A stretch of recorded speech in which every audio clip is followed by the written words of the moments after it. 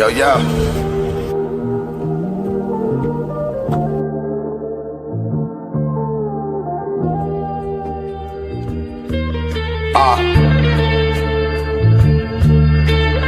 The generals and captains asking what's happening and why I ain't rapping. I'm sick of these Jewish bastards and they predatorial tactics. And plus, I'm too rugged to sign a deal. Integrity locked and sealed. Hold on, I'm too rugged to sign a deal. Integrity locked and sealed. I pop the trunk and then I pop you before I pop a pill and be sluggish in front of the general public. Fuck that, I'm a changed nigga. You looking at the epitome of it. Got multiple, I'm honest and they still love it.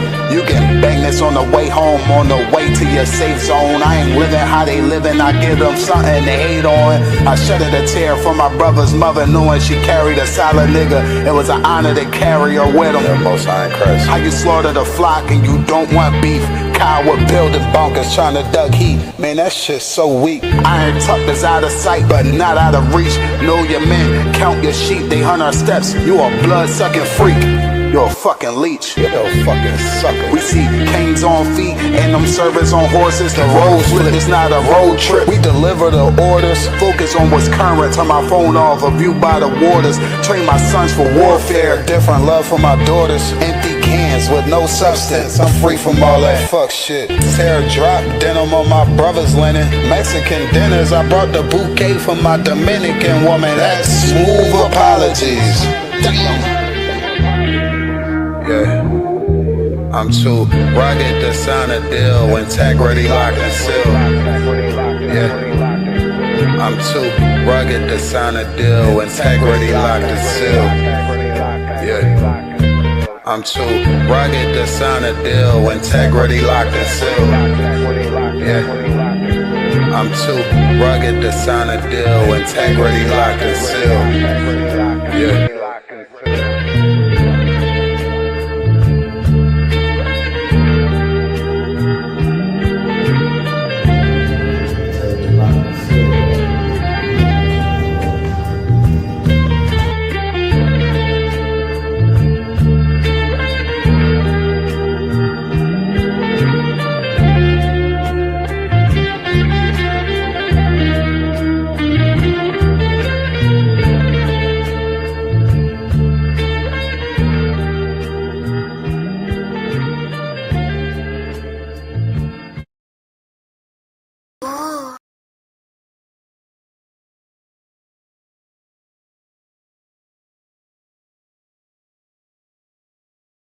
Ooh, 27 Club. All right, gang, let's really nail it this time. Here we go. A 1, a 2, a 1, 2, 3, 4. Been in this shit for some years, I ain't never left. Nigga try to save his life like he's scared of death. I got Hellstar on my body, bitch, I'm heaven sent. Hey, this Isupk had nothing, we on fellowship. Been in this shit for some years, I ain't never left. Nigga try to save his life like he's scared of death. I got Hellstar on my body, bitch, I'm heaven sent. Hey, this Isupk had nothing, we on fellowship. Florida Lee's on my top, this a Saints hat. This the third cap he been in, he a J-Cat. Niggas tryna steal sauce, yeah, I hate that. But I ain't make the rules, I can't change that. New bottle, new wine, yeah, I can't crack. Look, flag on the plate, they grabbing face masks. Niggas always saving hoes where your cape at. The only killer that you know without no face tag. Hell yeah, my bitch bad, Proverbs 31. Yeah, this is not a drill, I be 30'd up. Yeah, about to crack the sky, you better hurry up. It's all bad when you see us hang that jersey up. It's mad brick, I got the blick with my cover on. He a fed, he a op, got his cover blown. Look, I'm really outside without no skelly on. It's 1 West, bitch, I'm on with my brothers on. He got ranked, then he left, he broke another oath. I got the play, we about to take another zone. They was sleeping on the team, now they comatose. Left his brother out to dry, guess he wanna fold. Put the oil on his head, that's another soul. I try to tell you we a pro, don't do this shit at home. She ain't happy, left her man, she a 304. He try to justify that shit, he broke the penal code. Been in this shit for some years, I ain't never left. Nigga try to save his life like he's scared of death. I got Hellstar on my body, bitch, I'm heaven sent. Hey, this Isupk had nothing, we on fellowship. Been in this shit for some years, I ain't never left. Nigga try to save his life like he's scared of death. I got Hellstar on my body, bitch, I'm heaven sent. Hey, this Isupk had nothing, we on fellowship. Gotta watch these niggas, they be cointel. Lil' bro ain't never killed nobody, but I know he will. It's on me everywhere I go, yeah, that's the holy seal. My niggas itching when it's up, you better not touch a chair. Ooh, I'm with the extra, that's off the back. He ain't loyal to his brothers, how you follow that? She either working with her hands or she off her bag. Broke bitches, yeah, they dare give me heart attacks. You see that banner from my head, I'm a part of that. These niggas cowards, pussies, we don't want no parts in that. They let our warrior out of prison, he ain't going back. Ain't no be speaking on the truth, cause we with all of that. Look, before they started dissing, they was fans first. You will never catch me digging in no man purse. Really put my brick in, that's why my hands hurt. And don't be speaking bullshit that make my head hurt. Look, I done burn my fingers from the Michael Drake. But for the brotherhood, I done threw my life away. I never see them, tell them come on from they hiding place. We can't do it, we told them we gon' find a way. They rather march 1,000 deep, we rather feed the people. They wouldn't put on all black, now you reading Hebrew. UPK the standard if you speak on Hebrews. Don't think they solid, get with them niggas just gon' leave you. Been in this shit for some years, I ain't never left. Nigga try to save his life like he's scared of death. I got hair star on my body, bitch, I'm heaven sent. Hey, this UPK ain't nothing, we on fellowship. Been in this shit for some years, I ain't never left. Nigga try to save his life like he's scared of death. I got hair star on my body, bitch, I'm heaven sent. Hey, this UPK ain't nothing, we on fellowship.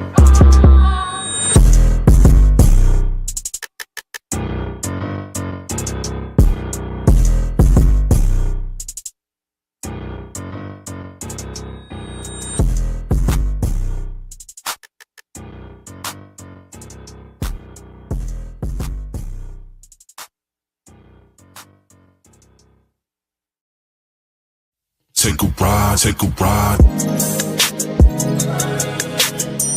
Shorty, I wanna ride. Shorty, I wanna ride. I wanna ride, I wanna ride, yeah. Take a ride in the spaceship. Watch me slide in the glide as I ride on the spaceship. Shorty, I wanna ride. Shorty, I wanna ride. I wanna ride, I wanna ride, yeah. Watch me ride in the spaceship, yeah. Watch me slide as I glide as I ride in the spaceship. You peep the ledger, nothing ever fresher. Find me dipping old school, candy paint is pressure. I do it to the letter, little baby sweet as nectar. With the flavor that's tailor-made from the ancestors. And baby, it's whatever, I'm moving in the stellar. I thank the Lord cause real niggas, we gon' live forever. I'm on a different level, I mean a different level. It's something special how we slide in the holy vessel. And yeah, it's presidential, no this is not a rental. We came a long way from broken oats and porcelain. No need for incidentals, the Lord provided simple. So I was told to buy a sword, so I keep a pistol. And you can get your issue, this ain't no tough talk. I make it clear, baby, I walk it how I talk. And yeah, Kwame been the boss, as I'm dipped in the sauce, while I ride in the spaceship. Shorty, I wanna ride. Shorty, I wanna ride. I wanna ride, I wanna ride, yeah. Take a ride in the spaceship. Watch me slide in the glide as I ride on the spaceship. Shorty, I wanna ride. Shorty, I wanna ride. I wanna ride, I wanna ride, yeah. Watch me ride in the spaceship. Watch me slide as I glide as I ride in the space. When no dance, so you know it's me. Knocking pictures off the wall when I swing down on any street. Fifth wheel showing naked ass, chrome gal parked on that wet paint. Boy, that's a super freak. It's the Tay, how no poppy can't clock me. Hater blockers on designer label say Versace. Rolls out of Compton's Daniel sons to Miyagi. I be on my player shit, one West, they be hating, yeah. Tryna throw salt in the game, but ain't no sweating it. I be on my grind, if it's mine, yeah, I'm taking it. Vibe so authentic when she with you, yeah, she faking it. I'ma bump her down and move around and make space for it. To boomerang as I slide in, do my thing. Water tie, Saturday, boy, I'm speaking booty tang. Sidestepping out, scallywags, cause that cootie tang. Tricks is for kids in my name, ain't David Blaine. I'ma moonwalk like Michael, stop playing shorty, cause these other niggas just your man. Ow. I wanna rock, yeah. Take a ride in the spaceship. Watch me slide in the glide as I ride on the spaceship. Shorty, I wanna ride. Shorty, I wanna ride. I wanna rock, yeah. Watch me ride in the spaceship. Watch me slide as I glide as I ride in the spaceship.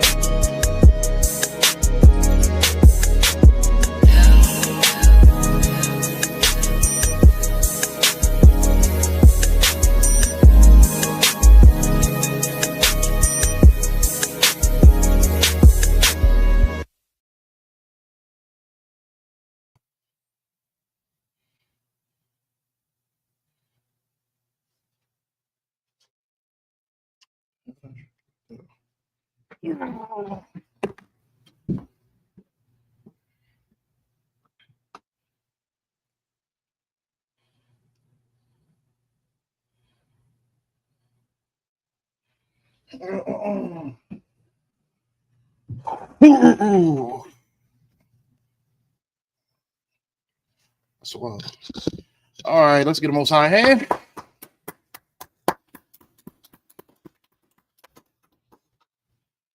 That spaceship track is fire. Hey, Captain Quam, that new album. Make sure you get that. Let's see.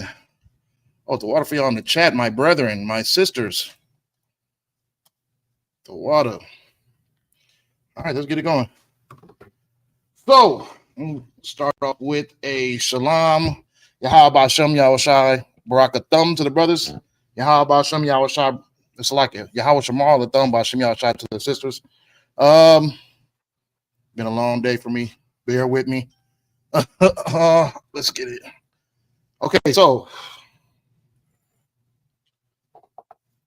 let's get it popping. So we are on the continuance of weapons, right? I hope y'all did y'all homework.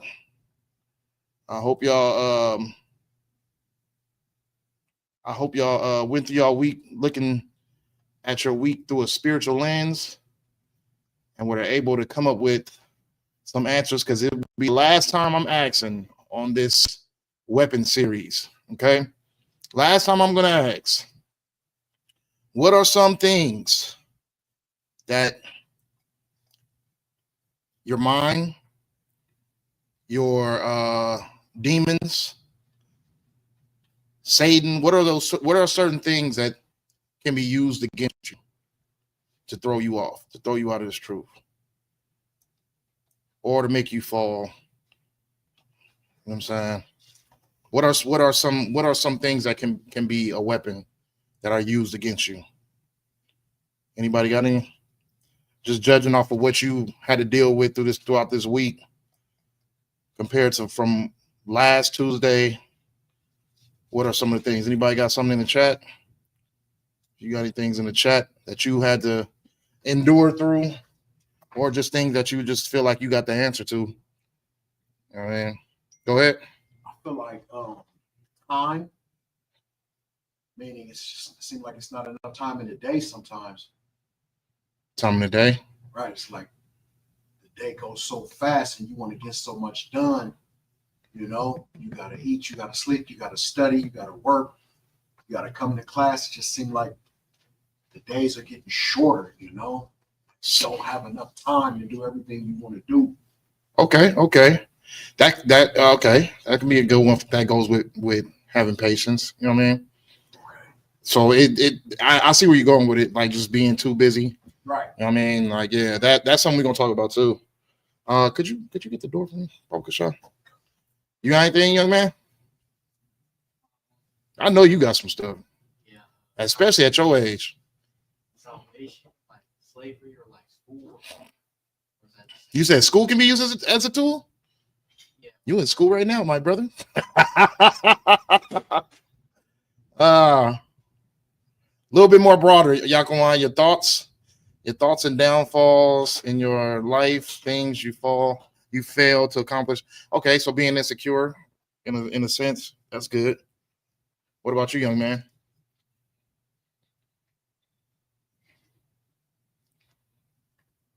Just think about some things you had to battle this week.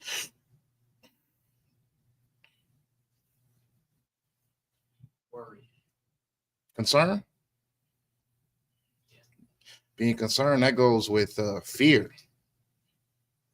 Yeah, that's a good one. We didn't get to that yet. Your enemy can use fear against you. So these are some good answers. Insecurities, fear. It almost makes me want to switch the class up, but we're going to stick to the topic.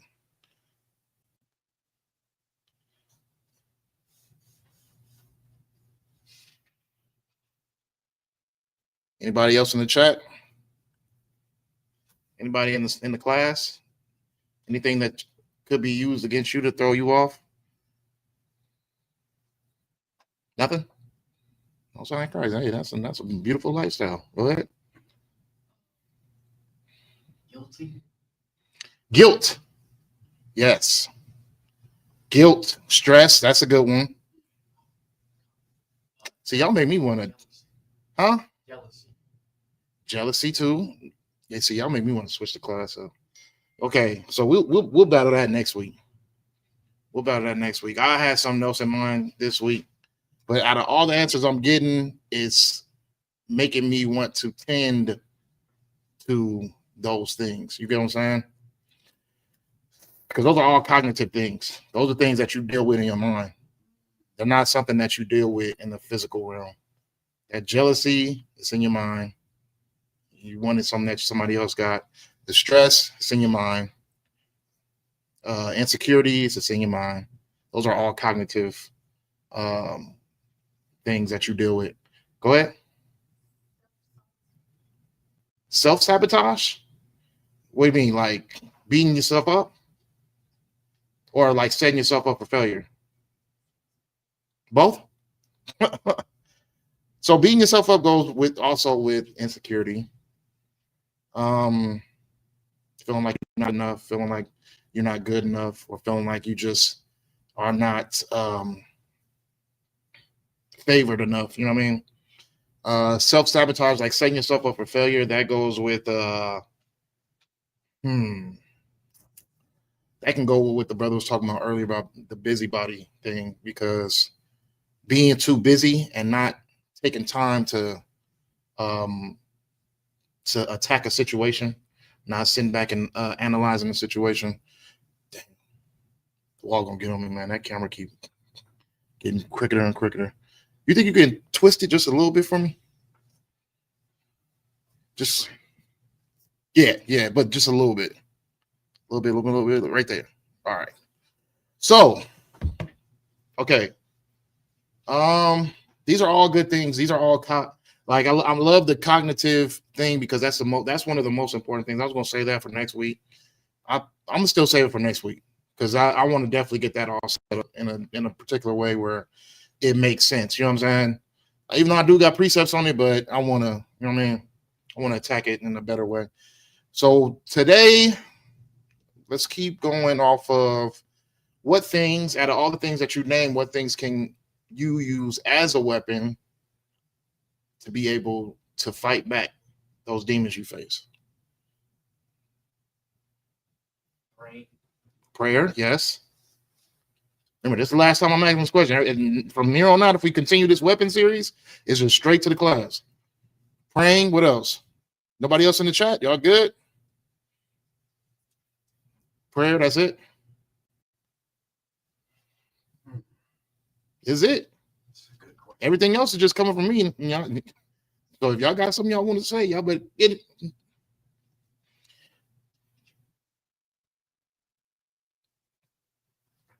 Self-control. Self-discipline, self-control. Yes. Work is a excellent answer, because sometimes it's not wrong to stay busy. It's a balance. You know what I'm saying? It's good sometimes to stay busy, because when you have too much time on your hands to think about all the negative aspects of everything that's going on in your life, sometimes it's good to stay busy. Sometimes it's good to be a busybody. Sometimes it's good to go throughout the day working. You know what I'm saying? Finding something productive to do. Hey, Shalom, Lord Christ, what's going on, young man? But being grateful, yep. Being grateful, that's a good one. Family disapproval would be a good one. Yeah. That also goes with acceptance. That goes with cognitive too, because you want to be accepted, you want to be loved by the ones that you feel like should be the ones who love you. That goes with a lot of I think majority of the people in the truth face this issue when particular somebody in your life turns their back on you because of the lifestyle you live. You all of a sudden change. You're not doing the old things no more. You're not being the old man anymore. A majority of people in the truth have to face this situation. So whether it's your family members, people you're married to, your children, you're going to have to deal with that situation. So yeah, that's a good one of something that can be used against you. And that'll go perfectly with this class. So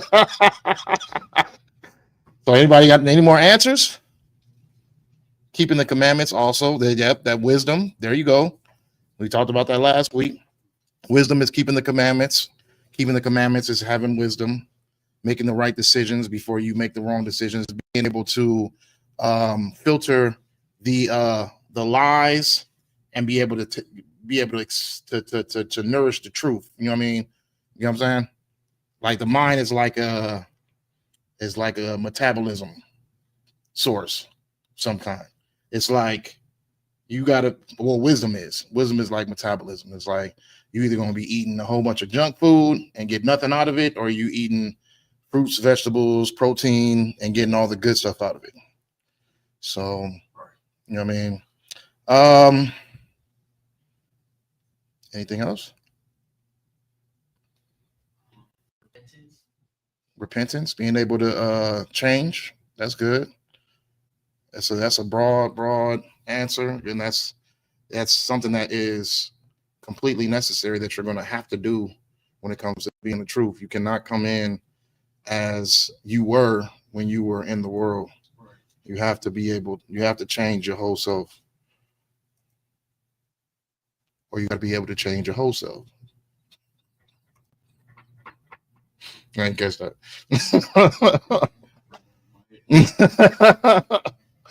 What else? You got one? You raise your hand? Nothing. So you don't know what weapons to use to fight demons? Don't worry. We'll give you the answer, because that's exactly what we do right here in this school. Right. We know exactly how to fight a demon. By demon, I'm talking about that voice in your head, the thing that continues to keep on trying to get you to do stuff that you're not supposed to be doing or make bad decisions.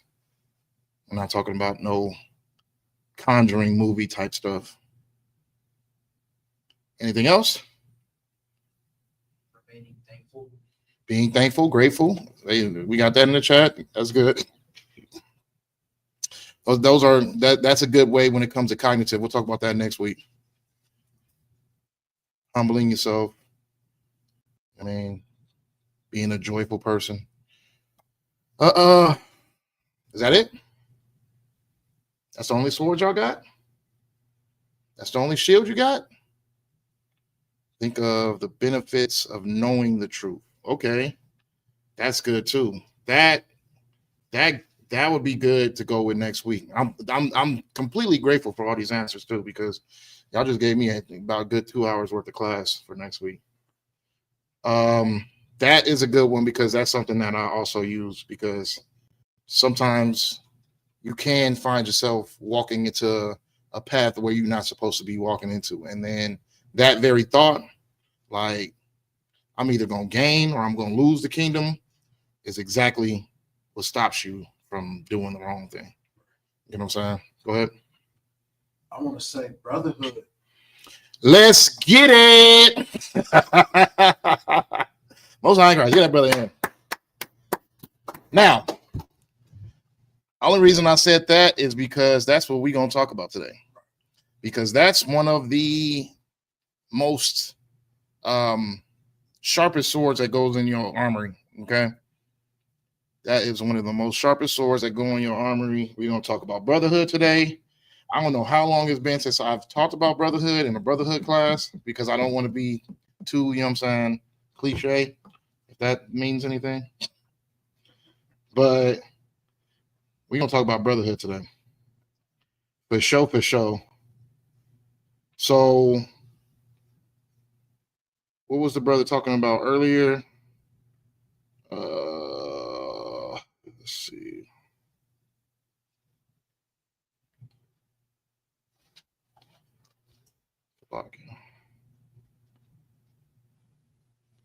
Okay, let's see what the brother's talking about earlier that made me want to say work. Okay, family disapproval would be a good one. Okay, I want to get back to that too. So, what we need to understand is when it comes to brotherhood, brotherhood will be one of your most useful weapons that you use while in this truth. Okay, this is going to be something that, because thinking that sometimes you face things so great that you just need to have that helping hand. You need to have strength in numbers. Okay, and when you have brothers who have been through the same things you've been through, are dealing with things while you're dealing with things, but also keeping their head strong and not being weak. Okay, that motivates you to know that you shouldn't have any reason to weaken yourself as well. Okay, so brotherhood is definitely what we're going to talk about today. Okay, so should I get on the family one right now? I'll get on the family one in just a second. Let me just get on. Okay, we'll just put it together. Now, the most important thing to know about when it comes to not receiving the brotherhood that you wanted from people who you thought that was supposed to love you. What is an important thing that you should know about that situation?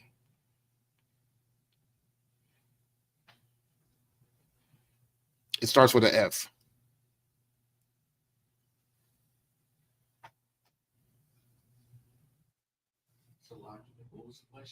What is an important thing you should know when it comes to people that are not in the truth, right? Say you come in the truth, it's just you don't have anybody coming with you. You know what I'm saying? And people are in your life are starting to treat you different.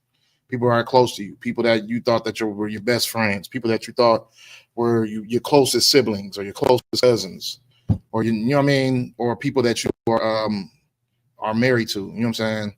What is it that you? What is an important thing that you need to know when it comes to that situation? What did Christ say on the cross? Forgiveness. Forgive them. Excellent. Forgiveness. That's an excellent answer. Regardless of whatever the simple fact is of how someone treats you, because now you got a new spirit, you're walking around with a new spirit, you're walking around with a new attitude, you're walking around with a different lifestyle. Always forgive those who have wronged you, if they are your brothers and your sisters. You ain't got to forgive people outside, but when it comes to family business, forgive those, because at the end of the day, you had to be forgiven. Okay, you had to have some type of patience for you to be able to develop this mindset, for you to be able to develop this lifestyle. Not everybody is going to just walk right in. Not everybody is going to be able to accept the extremeness that comes with this lifestyle. Okay, it gets very extreme. It gets very, very, very loud. You know what I'm saying? But that would allow people to, because they are not too fond of this life, of this type of ways of living, it would cause them to turn away from you. And in other cases, it causes them to hate you. Okay. Whatever they do, doesn't matter. You forgive them. Allow the Lord to fight your battles. If they are deserving of judgment because of the things that they've probably done to you, allow the Lord to give them that judgment. You don't take it into yourself to try to find or seek some type of enjoyment within, oh yeah, well, wait till you see what happens to you. Like, don't do that. Okay. You know what I mean? Like, don't do that. Just they hate you. Okay, fine. Hey, what can I do about that? I got one of the best things that ever came to me in my whole life. You hate me for it. Okay, that's fine. But that doesn't mean I'm gonna give it away because you hate me. If you hate me for it, I'm gonna keep what I got. I'm gonna be consistent with what I have, and I'm going to protect it. Don't judge them. I'm not saying it like in a Christian way. Like, don't have a perspective of, oh, now I got some hostility to this person. Let them have their hostility to you. Sometimes they dealing with a demon. Sometimes they don't like to see that demon that they dealing with don't like to see other people fighting demons. You know what I'm saying? And it's going to make them to real ugly people.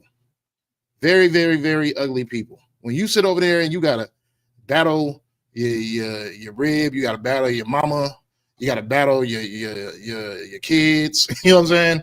Like, people are going to want to battle you because, like, oh, why all of a sudden you want to act like this? You used to do this and you used to do that. Okay, that's fine, but that's not what I do now. Okay. And if they hate you for it, okay, fine. Then you hate me for it. I still got love for you. That's brotherhood. Okay.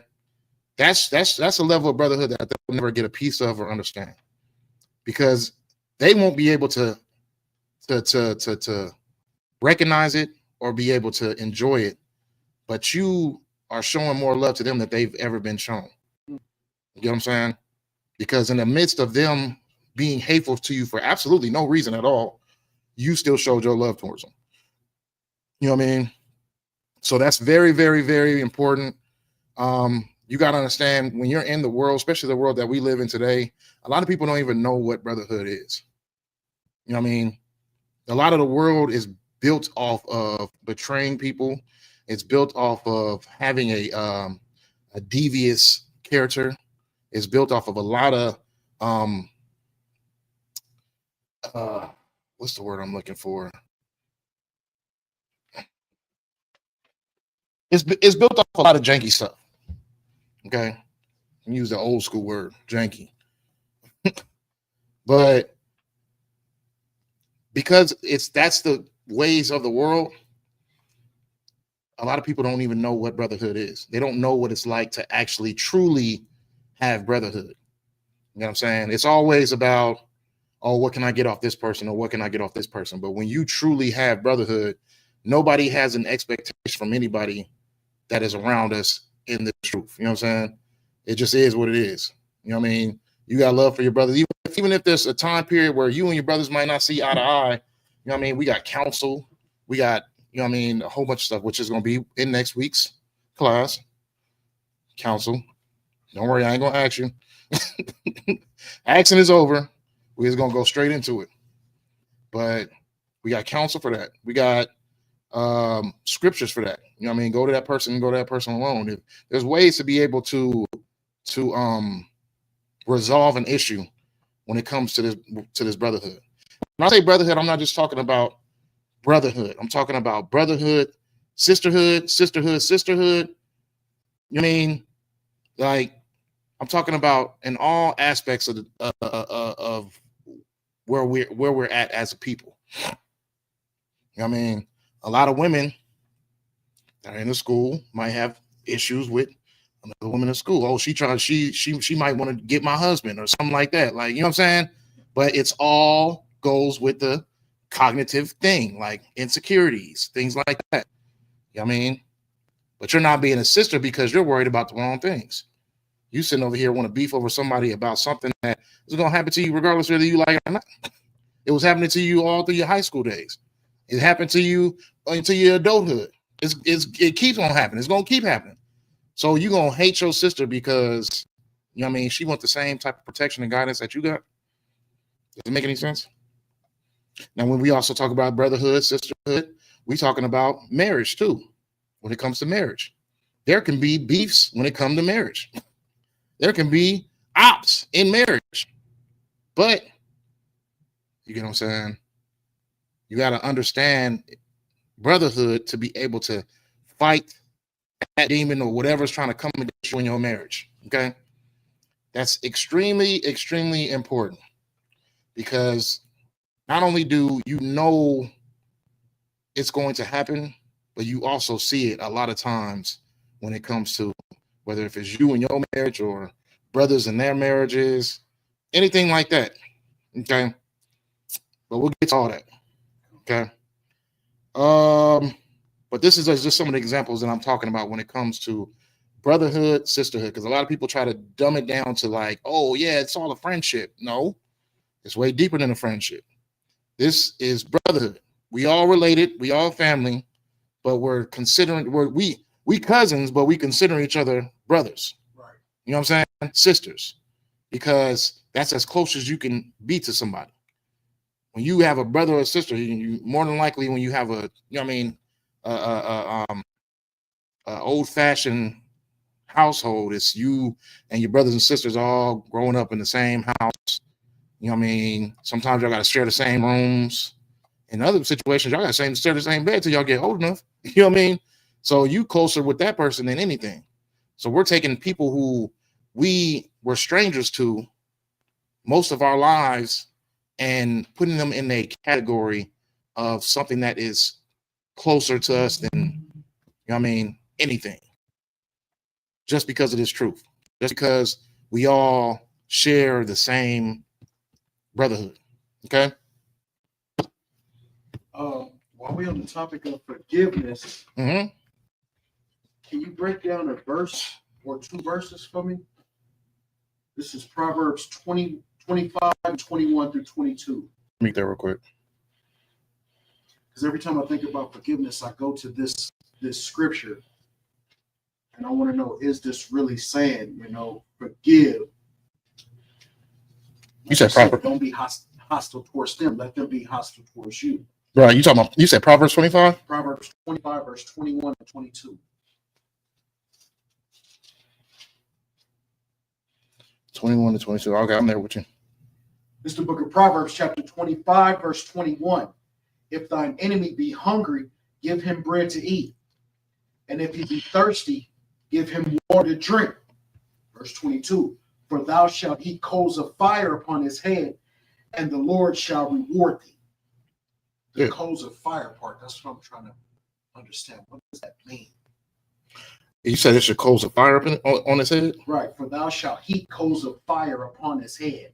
Is that saying you make him feel sorry for the things that he did because you not showing hostility towards them, but they still showing it towards you and you're forgiving them and just like. I would say that, but I'm not going to say that because let me hit Carrazos up tonight. And I can have that for you next week. Because I don't want to, you know what I mean? From the aspect of everything, it sounds as if that's what it's speaking about, but I don't want to be completely sure, you know what I'm saying? Right. When it comes to like being precise when it comes to the coals on his head.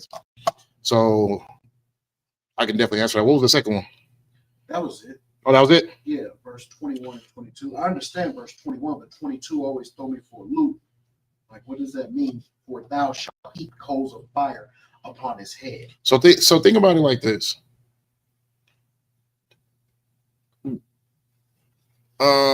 We're talking about jealousy earlier. Young man said jealousy, right? What happened with David? David and Saul wanted to kill David because he was jealous. He knew he was the Lord's favorite. Right. You know what I'm saying? I'm supposed to be king. I'm supposed to be the Lord's favorite. Why is this man being looked at as somebody who is better than me and it's supposed to be me? You know what I mean? Right. I got the highest ranking. I'm king. The Lord supposed to love me more than everybody. But why does he love David so much? That brings jealousy. Jealousy brought actions. Those actions brought him into a position where he lost the truth, and then he lost his life. Right. Not only did he lose his life, he lost his generations. You know what I'm saying? Because his sons were killed. His sons were unalived as well. Okay, so think about it like that. But what did David do, though?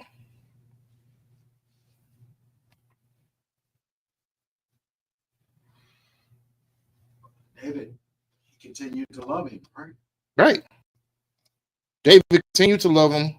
David continued to, right, exactly. What was that? The young man, forgiveness. David gave forgiveness. David had a chance to be able to unalive Saul, which he was being hunted. He was literally, you know what I mean, running for his life, like almost dying just to get away from Saul. And he had an opportunity to be able to end all that. And did he do it? No, because he was not going to unalive God's anointed king. Well, the king that God anointed. You know what I'm saying? Right. The king that God. But I was gonna say chose, but not chose, because the people chose Saul. Right. God chose David. But yeah, so David was being true to his he was being true to his oath when it comes to who he serves. You know what I'm saying? He serves the Lord, but he also serves the king as well. You know what I'm saying? So he had a chance. From what he do, he just cut a piece of his garment off, went outside, because he caught Saul lacking in the cave, taking a leak, took a piece of his garment off, went outside, let him know, like, hey, I could have did that to you. You know what I'm saying? I could have did that to you. And it would have been swift and easy. Like you caught completely lacking. I could have just did that to you. And yet I gave you mercy. I gave you something that you didn't give me. You know what I'm saying? And Saul understood it, and he seen it, and he's just like, you know what I mean? Like he understood he messed up. Okay. That's the type of forgiveness we talking about here. You know what I'm saying? When people are trying to humiliate you, abuse you when it comes to you being in the truth, right, they really want to kill you. They don't want you alive. They want you gone, because something in you is bringing something evil out of them. They don't want that, even though there's always been something evil in them.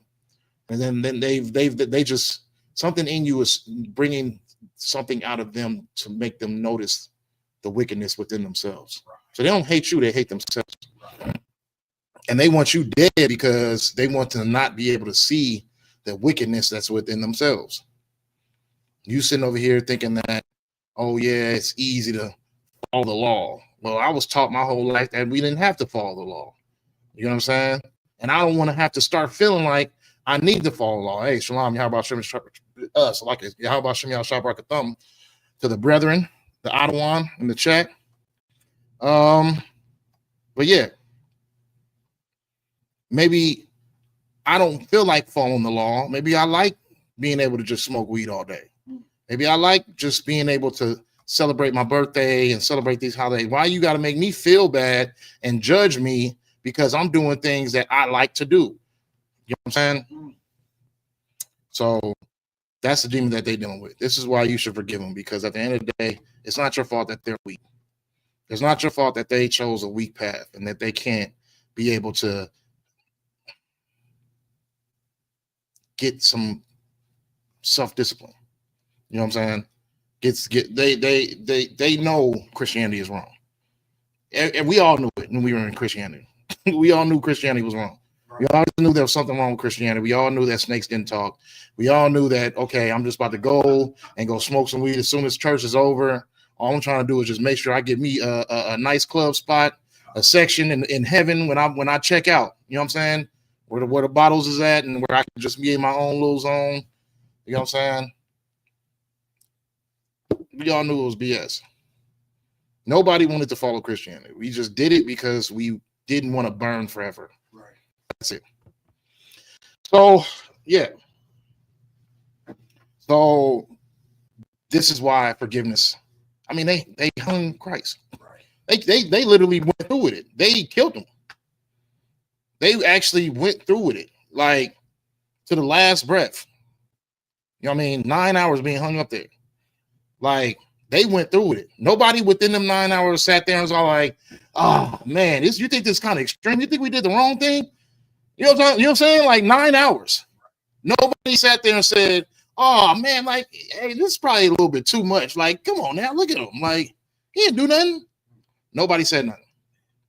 It's allowed it to happen because at the end of the day, your death means they can serve their purpose, which is just being at ease. Okay. So they really want to kill you. They just don't, they want you dead because it proved to them that their lifestyle is right. So, hey, Shalom, how about shit? Let's get back to it. So let's get to these precepts, these brotherhood precepts, and we still got a little bit of time. We coasting. So, we're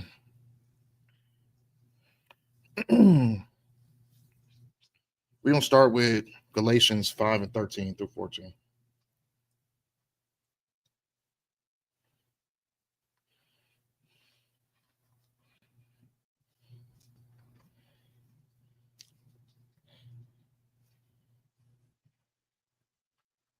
The book of Galatians, chapter 5. It's like you said, 14. 13 to 14. This is the book of Galatians, chapter 5, verse 13. For, brethren, ye have been called unto liberty. Only use not liberty for an occasion to the flesh, but by love serve one another. Mm-hmm. For all the law is fulfilled in one word, even in this, thou shalt love thy neighbor as thyself. Do you understand that? I'm gonna break that down to you. Christ said there's two laws that are the most important laws. Love God, love your brother like you love yourself. You know what I'm saying? Why is that important? Because if I love my brother more than I love myself, I'm going to tell him not to eat pork because more than likely you're going to get diabetes, worms in your brain, things of that nature. You shouldn't eat pork. You shouldn't eat shrimp, crab, lobster, oysters, all that stuff like that. You're going to get high blood pressure. You're going to get worms. You're going to end up eventually croaking. You know what I mean? There's nothing healthy that comes out of that situation. Okay. I'm going to tell you not to go over there and sleep with that woman because she has a man. You know what I'm saying? If I love you like I love myself, I'm not going to allow you to put yourself in that predicament because you are putting yourself in harm's way as far as catching something or catching a bullet. You know what I'm saying? There's nothing positive that's coming out of that outcome. Something horrible is going to come out of that outcome. You think it's just going to be just a night of pleasure, and that's not really the outcome of that situation. Okay, sleeping with a whore, there's never anything positive coming out of that situation. Okay, and if she's sleeping with another man and she has a man, then she is most definitely within the whore category. In the harlot category, you know what I mean? She's no different than a streetwalker on G Street. Okay. What else? If I love my brother like I love myself, I'm not gonna unalive that brother only because he stepped on my shoe.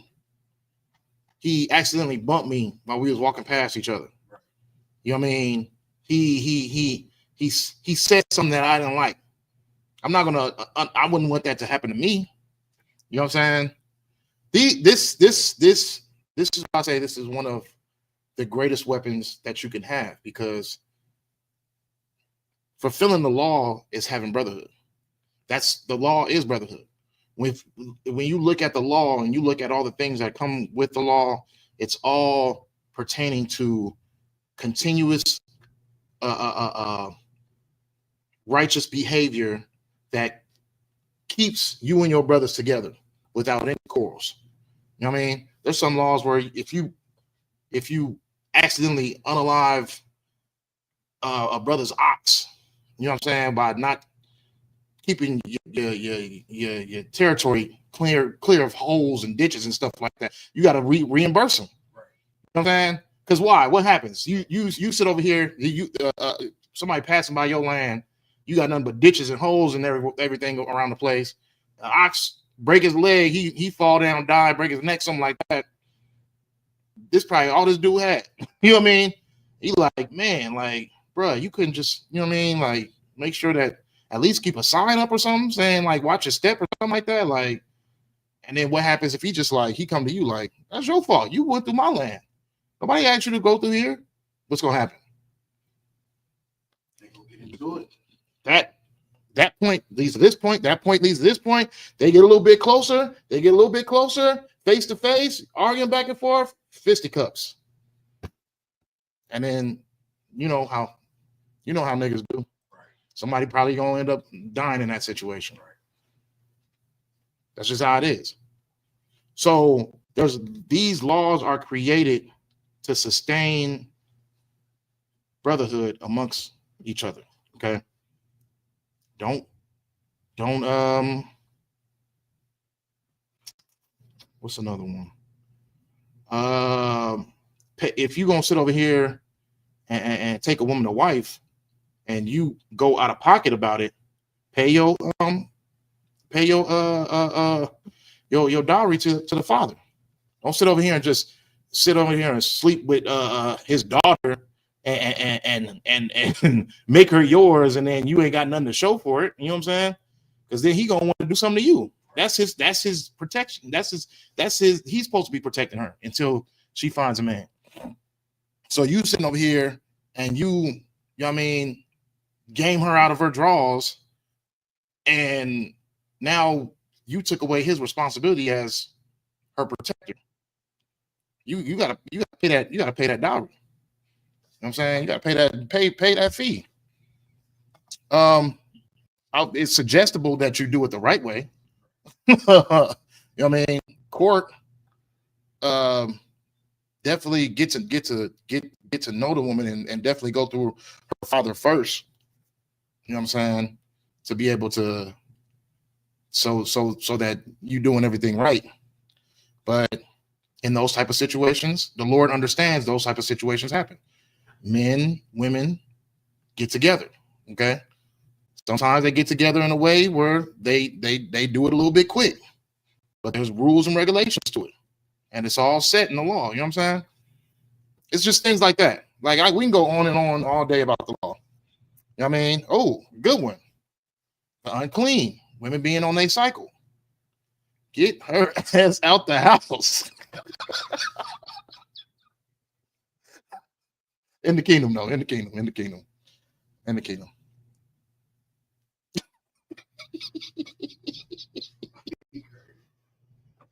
But you know what I'm saying? Those type of arguments don't need to be happening in the house. You know what I'm saying? Let her get herself together, let her cleanse herself. You know what I'm saying? When she come back, she's gonna come back clean and strong. Boom, the marriage stays strong. You know what I'm saying? Get her up out the house, though. Nah, not to the doghouse, brother. Nah, you doing too much. That's not brotherly. Not to the doghouse. Delete that. We just send them off to the. You know what I'm saying? They it's a lot of sis.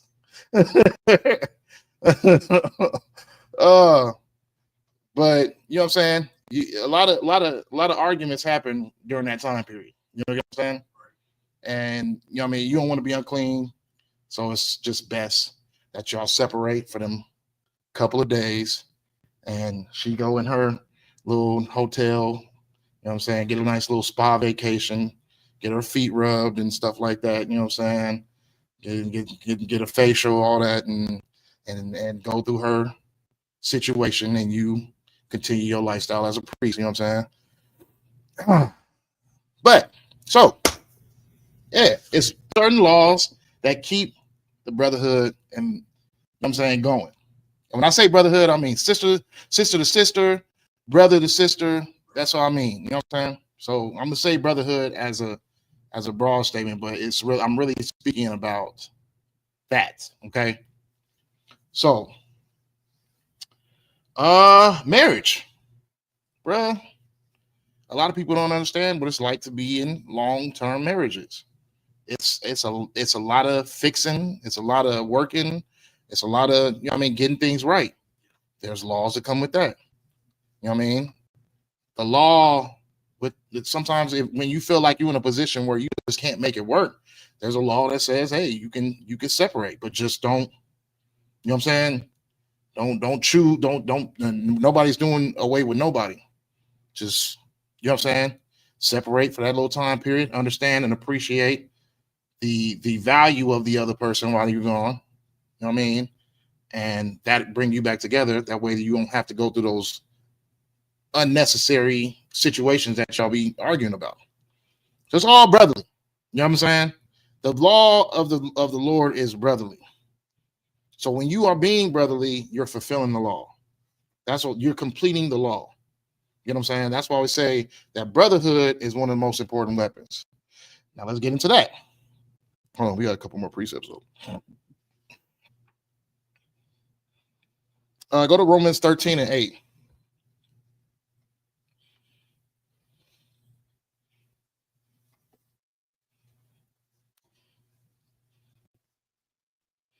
That boy Chicago threw it. He said, brother, that is not brotherly. That is not brotherly at all. Yeah, nice and loud. This is the book of Romans, chapter 13, verse 8. Owe no man anything but to love one another. For he that loveth another hath fulfilled the law. Boom. So you're fulfilling the law by loving one another. This hate that we have towards each other, this jealousy, this hostility that we have towards one another, you're breaking the law by having that. If you got hate towards your brother or your sister, you are breaking the law. You're a sinner. You know what I'm saying? So that's why I said, even in the realm of people having hate for you, just allow them to break their own law. You know what I'm saying? That's them breaking their law. You don't break that law. Yeah, I know you joking, Chicago. I'm messing with you. But yeah, you don't break that law. You remain humble to your people, and that's exactly what our people need too, because we have been so attacked here in this place. We don't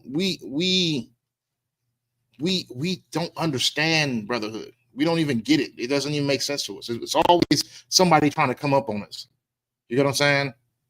So it's like, okay, I'm just going to keep my distance from everybody that look like me, because those are the people who are trying to attack me. That is psychologically done. That's psychological warfare. That is something that our oppressor put on us to keep us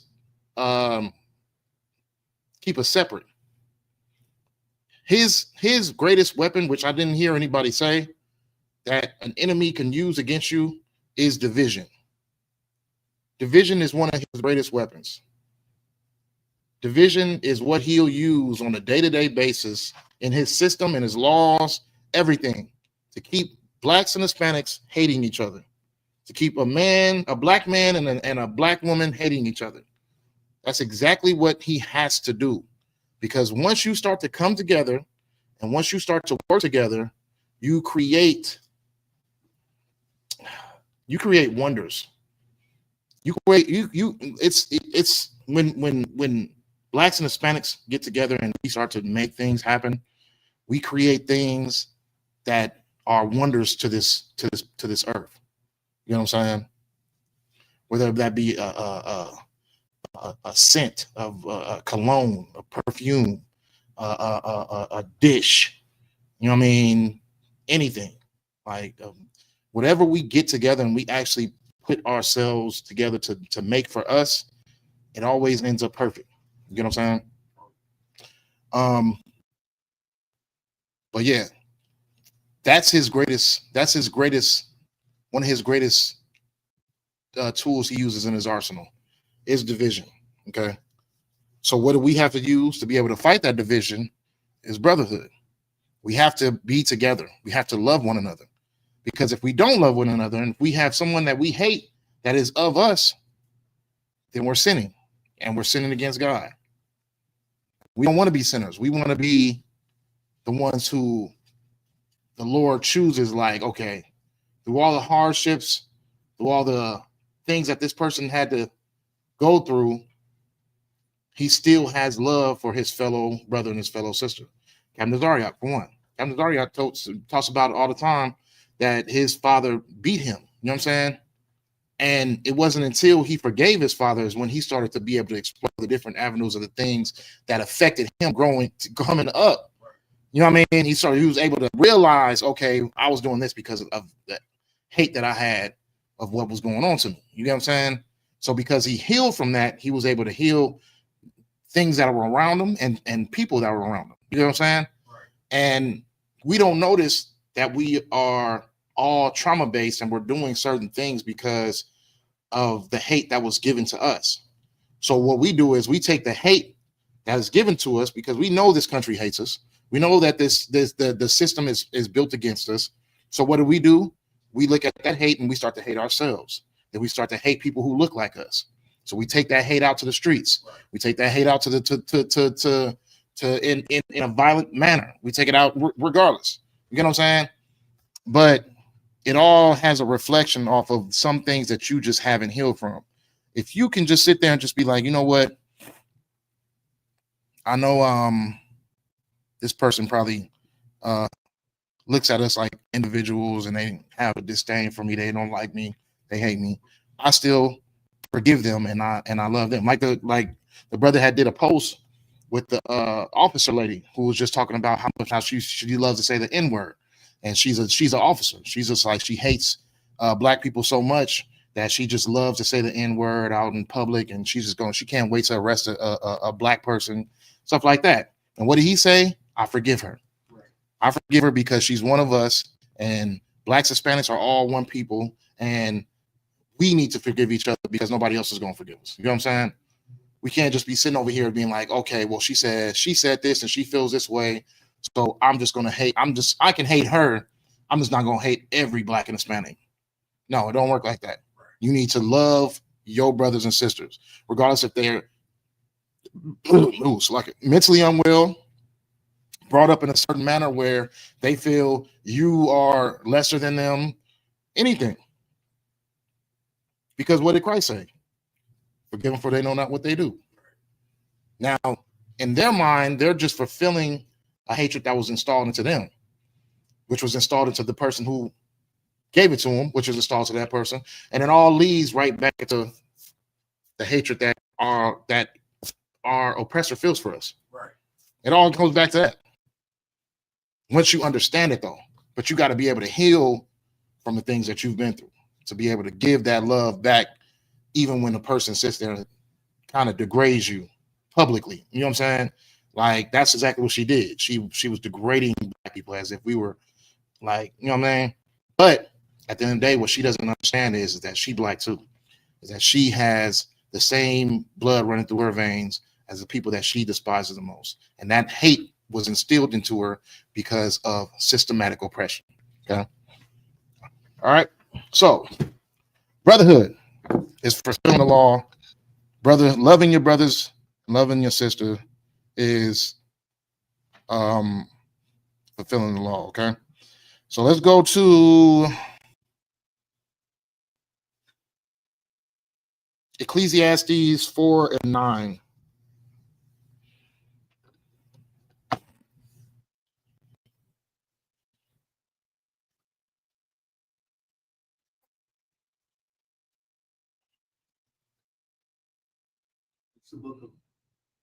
It's the book of Ecclesiastes, chapter 4, verse 9. Two are better than one. Say that again. Two are better than one. Mm-hmm. Because they have a good reward for their labor. Verse 10. Mm-hmm. For if they fall, the one will lift up his fellow. But woe to him that is alone when he falleth. Mm-hmm. For he hath not another to help him up. Verse 11. Mm-hmm. Again, if two lie together, then they have heat. But how can one be warm alone? Verse 11. Verse 12. Mm-hmm. And if one prevail against him, two shall withstand him. And a threefold cord is not quickly broken. Okay, so let me break that down to you. Two is better than one. We all know this. You know what I'm saying? We all know that the strength that comes within numbers. We all know that when you want to get something done and you want to get it done in a timely manner, in a proper manner, it's always best to have more hands on deck. Okay. And it says, woe to him who falls alone. You know what I'm saying? If a man falls and he falls short, which is very deep, because there's going to be situations where you feel like you're going to fall short in this truth because you battling stuff that you think that you're the only one battling. Then you find out, oh, well, this brother, he went through that same thing. Let me talk to him. When you talk to him and he telling you, oh yeah, well, I went through this and I went through that, it's starting to sound familiar. You understanding what he's talking about, and just like, man, I'm going through that right now. Like, and he's like, yeah, this is how I got through it. I had to do this, I did this, and I did this, and he giving you the game, he giving you the sauce on everything that you need to know on how you get through situations. And you like, dang, I didn't even try that. I didn't even think of that. You know what I'm saying? Like, you failed, but you didn't fall because you had brotherhood to keep you up. Okay. Now, to these individualites, these people who feel like they don't need brotherhood, they just need the Most High. You know what I'm saying?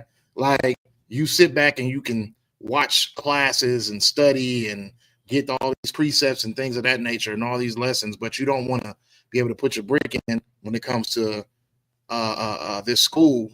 You know what I'm saying? When you fall, how are we supposed to know you fell? How we supposed to help you out? You just falling on your own, and you gonna fall. You know what I'm saying?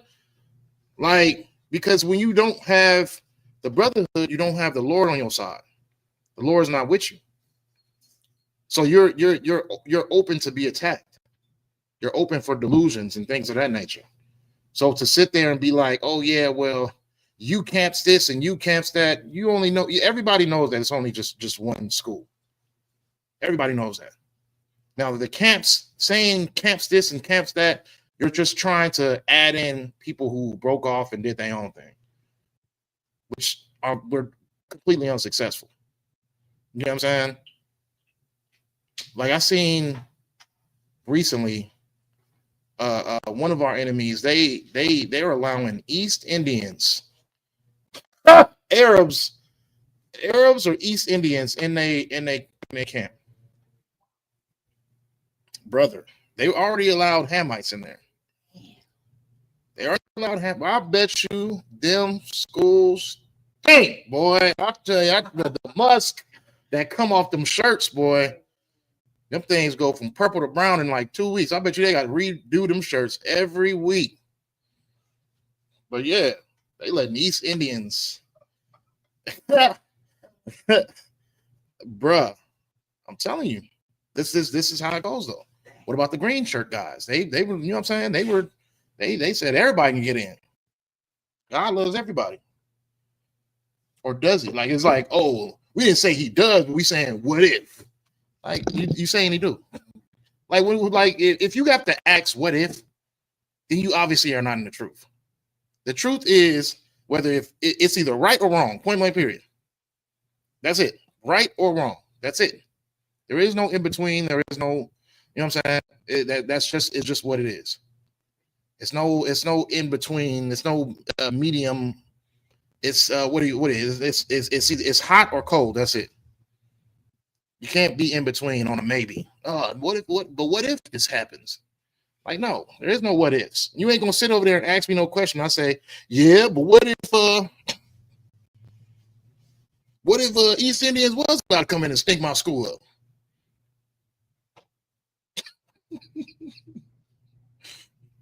You know what I'm saying? So yeah. Where we at? Let me make this quick then, because we getting closer and closer to 9 o'clock. So yeah, woe to the man that falls alone. Again, if two lie together, then they have heat. But how can one be warm alone? That's just a parable that speaks for itself pretty much. And if one prevail against him, two shall withstand him, and a threefold cord is not quickly broken.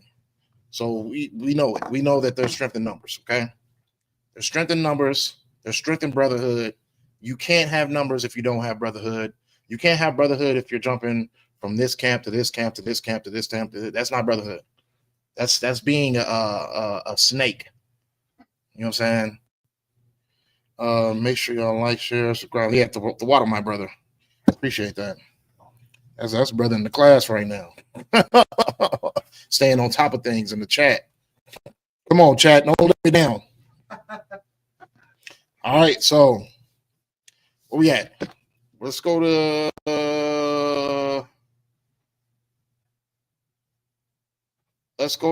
1 Peter's 1 and 22. I'm gonna give y'all two more.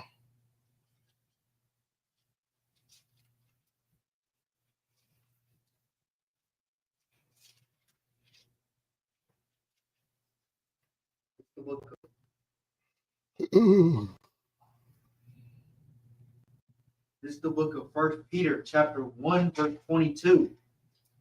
Seeing ye have purified your souls in obeying the truth through the Spirit unto unfeigned love of the brethren. See that ye love one another with a pure heart fervently. Verse 23. Being born again, not of corruptible, not of corruptible seed, but of incorruptible, by the word of God, which liveth and abideth forever. Okay, so let's see. That's 22. Let's see. Okay, yeah. So seeing ye have purified your souls in obeying the truth through the Spirit unto unfeigned love of the brethren. See that ye love one another with a pure heart and fervently. So, you know what I mean? This is just a reminder. Don't lose your brotherhood. Don't lose love for your brother. Don't allow situations to break you and your brothers apart. You know what I mean? Get counsel. Make sure that you're not at odds with your brothers. You know what I'm saying? And if you got to forgive a brother because he probably done said the wrong thing or he said something out of line, then go ahead and forgive that brother. You know what I'm saying?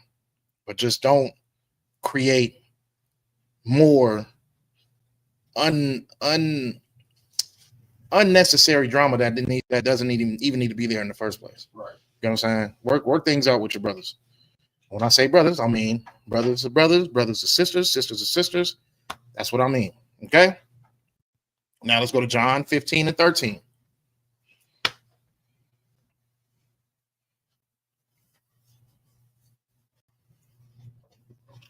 It's the book of John, chapter 15, verse 13.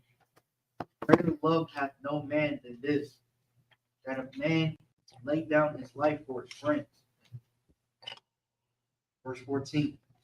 Ye are my friends, if ye do whatsoever I command you. Boom. We lay down our lives for our brothers every day. When you rocking the shield, when you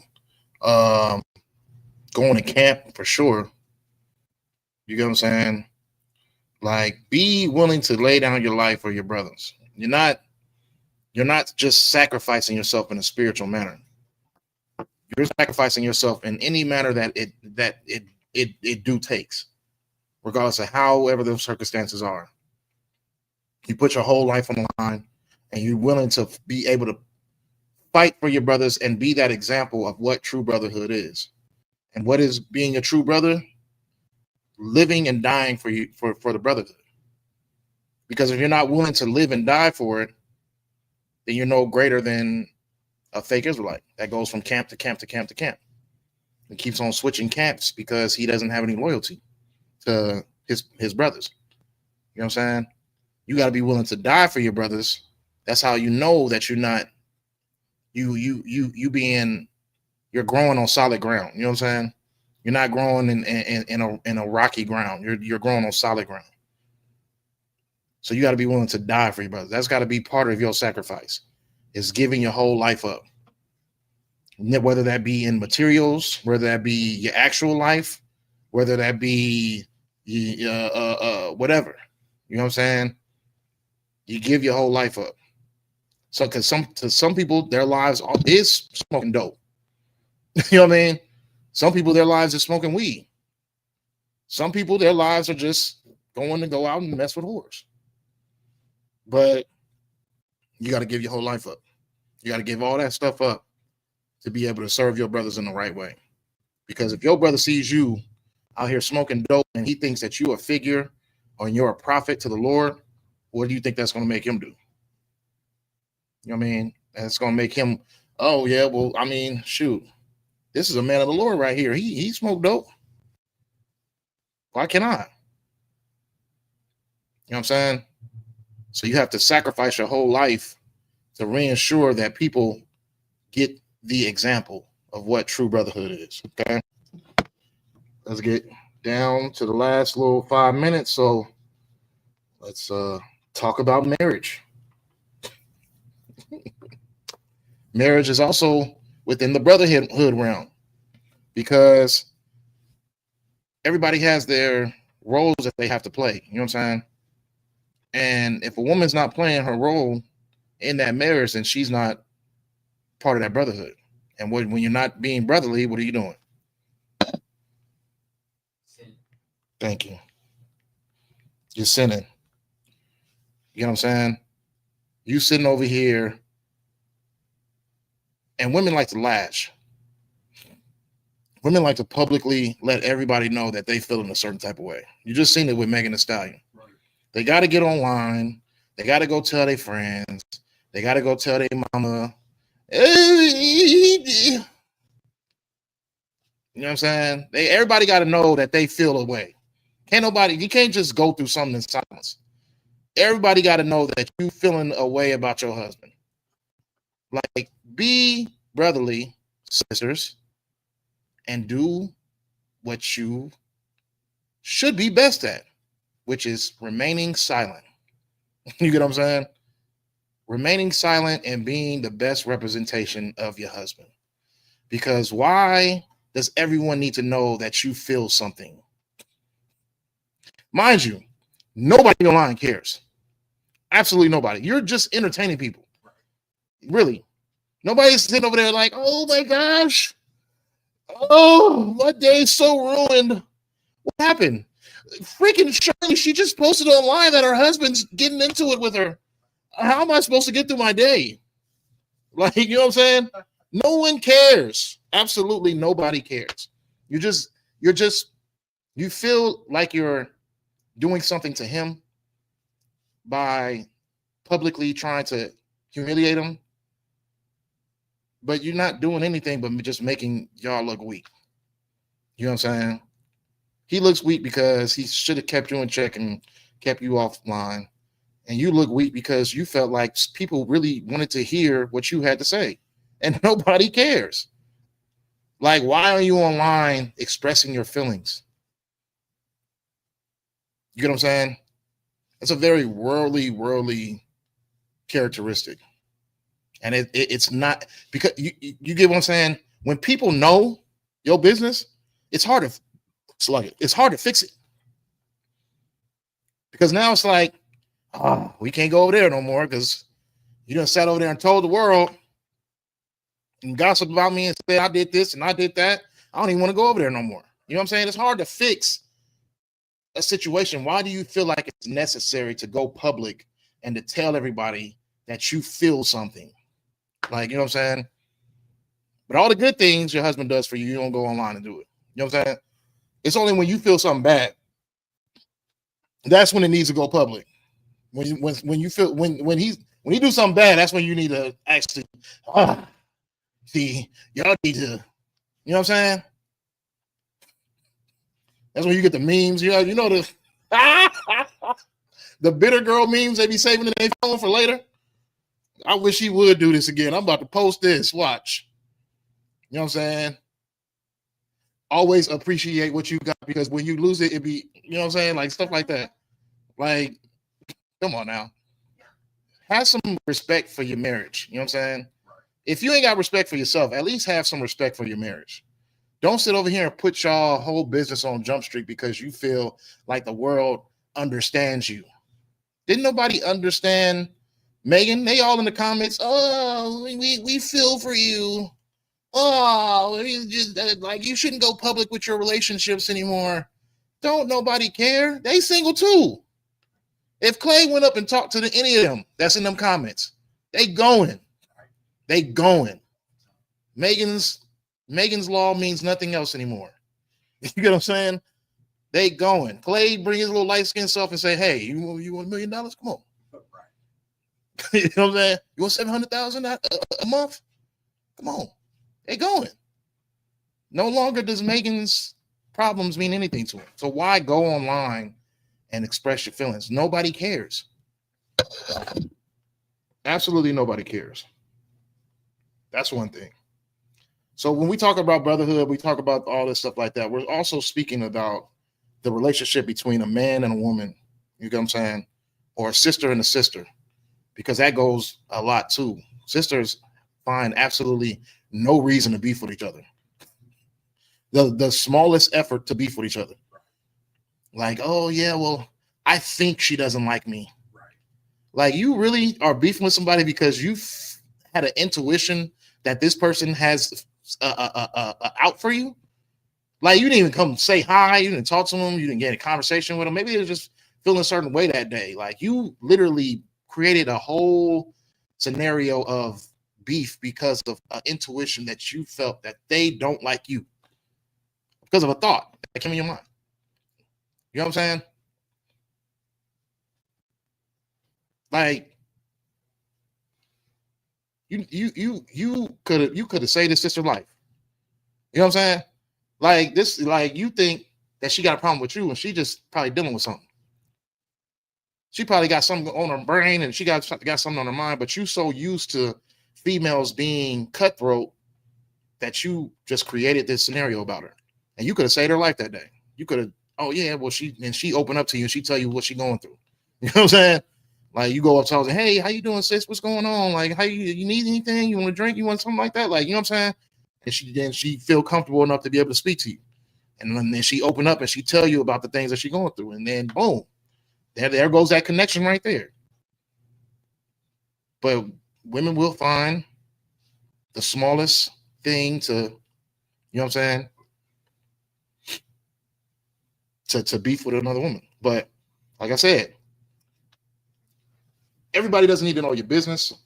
Everybody don't need to know how you're feeling because nobody cares. And yeah, you need to respect your marriage and honor your marriage. So let me get the precept for that, because we're going to have to keep on talking and we're going to go over.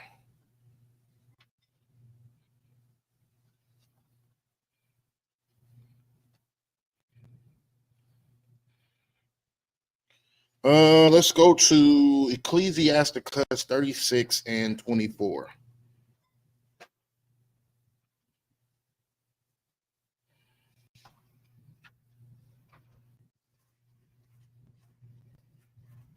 Hey, Shalami, how about your man? It's like, yeah, no sweat. If you come in late, it's all good. That rewatch always does good for the classes too. And always remember that, y'all. Do them rewatches. If you ain't get them precepts, do a rewatch, get them precepts. You know what I'm saying? Them rewatches go good for the classes. I ain't gonna hold you. That keep that class generating. So you said 36 and 24? Yeah. 36. Let me make sure. 36 and 24. This is the book of Ecclesiasticus, chapter 36, verse 24. He that getteth a wife beginneth a possession, a help like unto himself, and a pillar of rest. Yeah, so a man is never going to go online and disrespect himself. So why are you online disrespecting him? If he's gaining something that's like to himself, a possession that's like to himself, he's not going to think about, oh yeah, I feel some type of way. Let me talk mess about myself online. So why are you doing it? You know why? Because you're sinning. You breaking the brotherhood code. You're a sinner. And what do we know about sinners? How does God feel about sinners? Thank you. He hates sinners. So you sitting over there disrespecting your marriage, you're putting yourself in position to be hated by the Lord, and you don't even know it, only because you feel a certain type of way right now.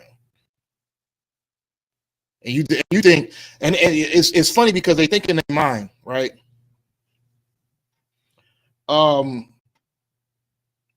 If you don't do it, another man gonna do it. The Lord gonna give me somebody else way better than this. All the while he hates you. You know what I'm saying? All the while he hates you, you think you're gonna get something better. No, the Lord is gonna give you somebody that's gonna make you regret every decision you made. Because you sat there and you thought, ugh, what he did to me was the worst thing ever. I'm gonna go find something else. The grass is greener on the other side. Okay, you're gonna find out it's nothing but thorns on that other side of that gate. You done jumped into a bushel of thorns. And you're going to be getting hurt just like all them other single women out here trying to figure it out. I'm telling you. But don't break the brotherhood code by disrespecting your husband, by trying to finding reasons to leave your husband, because that's not what you chose. You chose to be a wife forever. You sat back and laid on your back and you decided to be with that man. You decided to be with him forever. You know what I'm saying? So anything else with this whole mentality of women thinking that, oh yeah, well, I'm just gonna go find me another man and the Lord gonna give me something better. No, he's definitely not. He's gonna give you exactly what you deserve. So keep yourself mindful with that. Before you decide to go out and, you know what I mean, you feel like you're being disrespected or whatever, you know what I mean? Natazab was saying, I mean, when he was in counsel, it was like, you know what I mean, you got to get rid of the word disrespect in your relationships, you know what I'm saying, in your marriages. You got to get rid of that word disrespect. It's either being treated fair or unfair, you know what I'm saying? So if you feel like you're being treated unfair, then maybe you should just go to your husband and get things in order, or console to him. Let me not say get things in order, because that's giving you too much authority that you don't got. You ain't got that authority to get in order. This is the man's authority to get it in order. You know what I'm saying? So get it right, because you don't want to break that bond of brotherhood, sisterhood, because at the end of the day, we all just follow the law. You know what I'm saying? And your marriage is part of that law. You know what I'm saying? So with that, brotherhood is a weapon. I should play it, but that's over dramatic. We're gonna see y'all next week, y'all. The water for y'all in the chat. You know what I'm saying? Y'all always show up. We appreciate it. Always engaging. We appreciate it. I'm right here. I'll be watching. I think I watch the chat more than I just look into the camera. I ain't gonna hold you. Like I'll just be watching the chat, wait for y'all to say something. Like I don't like looking at, just staring at the camera. It makes me feel like, you know what I'm saying, I'm talking to the camera. But yeah, when I see y'all in the chat, I know I'm talking to y'all. So the water for y'all in the chat. Continue to keep on engaging, like, share, rewatch. Like after you rewatch, you know what I'm saying? Let's keep this truth going. Let's keep these classes going strong, you know what I'm saying? The water for y'all tuning in. The water for y'all tuning in this late too. Shalom, Yahweh, Shem, Yahweh, Shabrak, a thumb to the brothers. Shalom, Yahweh, Shemal, a thumb, Shem, shout to the sisters. Appreciate y'all. Y'all have a good night.